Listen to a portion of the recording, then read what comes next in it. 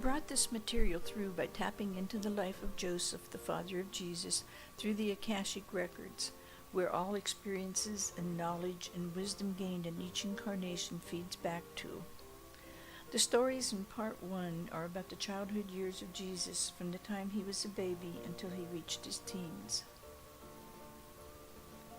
Chapter 2, His Love of Nature. One year, in the garden he tended, there were 2 rows of corn side by side, planted exactly at the same time. One row grew quickly to a marvelous height, while the other row remained stunted. It didn't show much hope for progress until quite a long ways into the growing season, when it suddenly sprouted forward and produced an excellent yield, while the first row, that had grown so tall so fast, produced puny, stunted ears of corn that were almost useless. 8 birds sat on a fence one day, all lined up in a row.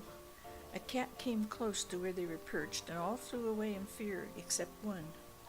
When the danger was past, the others returned and asked this bird why he did not flee as the others had. He told them that his instinct told him that this cat was blind, and if he made no noise, the cat would not know he was there, and therefore would not harm him. The other birds were amazed that this one could perceive blindness just from the way the cat approached, but after thinking it over, realized that they too could have, had they been more perceiving and not so worried about their own safety. This is true in humans. To perceive what is going on in another and deducting what this means as to the safety and well-being of each individual is what all must learn. There is too much emphasis being placed on the well-being of oneself and not enough insight into others. Jesus' friend Bethan was very upset at his parents. He was a bright 10-year-old and wanted to journey to a town that was a distance of about 30 miles by himself. His parents would not let him, saying he was too young and they were afraid he would meet with harm. Jesus set Bethan down on a tree stump along the dusty road as Bethan was leaving his home and going anyway. Jesus told him, "Suppose you were an old horse out in a field grazing, and your offspring wanted to leave the field and go to another field farther away. You, as a young horse, had been to that field and knew it was not a good field to graze in. You also remembered as a young horse that you got injured trying to go to that field because the road was full of holes. Would you not deny your offspring the trip to that field because it would be unwise considering the offspring's age?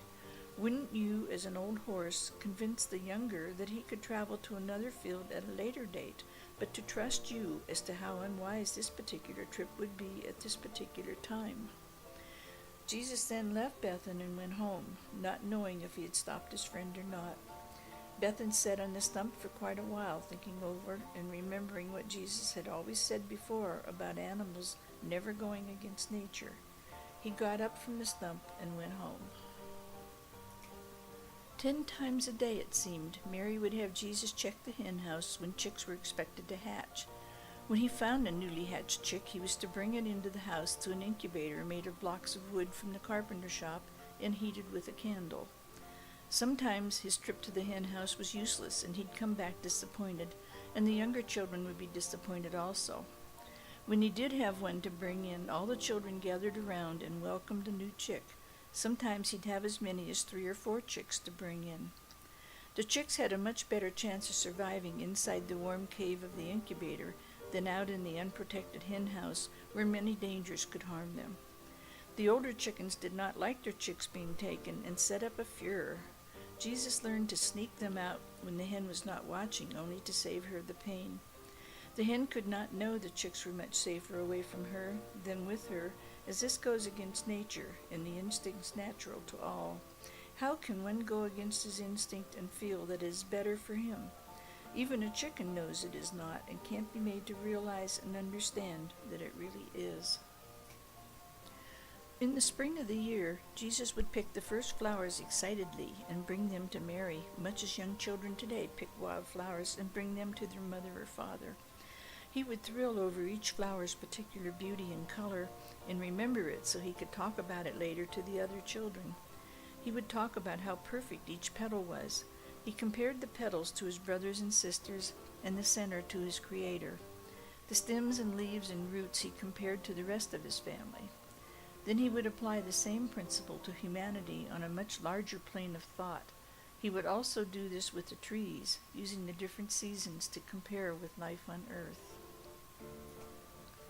Birds were another favorite of his, probably his biggest favorite as far as demonstrating and talking about the freedom of the life of the spirit. He would use their nests and the eggs and the mother and father birds feeding the little ones and encouraging them to try their wings. One day he found a wee baby bird that had fallen from its nest and took it home, much like a child today would do. He intended to put it into a cage and keep it and smother it with love. He soon realized he couldn't do this after a few hours of watching it. This was a demonstration he used many times after that in his teaching. These demonstrations of his made the other children start bringing wounded animals to him, and his first healings were done on these animals. The children would look on and wonder as their pet dog or cat would be healed instantly. They would tell their parents, but they were never believed. When the sun would go down in the evening, Jesus, even as a child, would stop what he was doing and watch the sunset. It was always to be a time of reflection and meditation for him. He would think over the day's events in his mind and ponder over what he could have done that would have been better. He would, as an older lad in his teens, go outdoors at night before retiring and gaze at the moon and stars and talk to his Heavenly Father.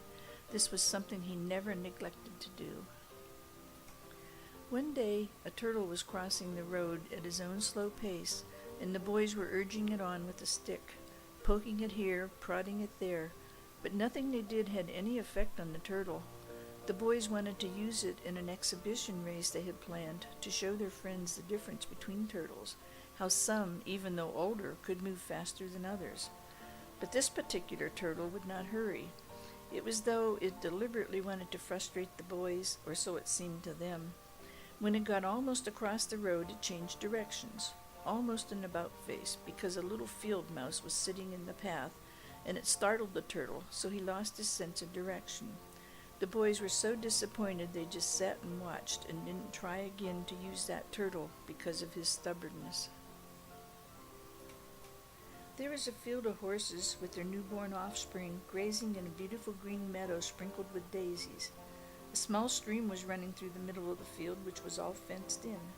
On the other side of the fence was one lone horse, who stood and watched the others inside the fence, wishing it was inside with them.